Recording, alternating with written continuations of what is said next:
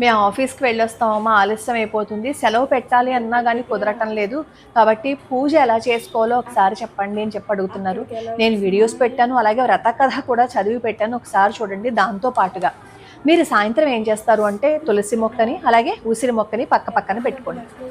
తులసి మొక్క మొదట్లో లక్ష్మీనారాయణుల చిత్రపటం కానీ వెంకటేశ్వర స్వామి వారి చిత్రపటం కానీ మీ ఇష్టం, మీరు ఏది పెట్టాలి అని అనుకుంటే అది పెట్టుకోండి.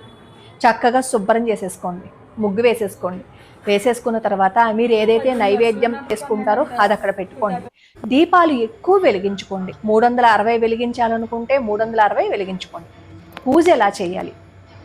మనకి తులసి మొక్కకి ఈ ఉసిరి మొక్కకి కదా వివాహం చేస్తాము. అందుకని తులసి ధాత్రి లక్ష్మీనారాయణ స్వామినే నమః ఆవాహయామి అని పిలవండి ఒకసారి.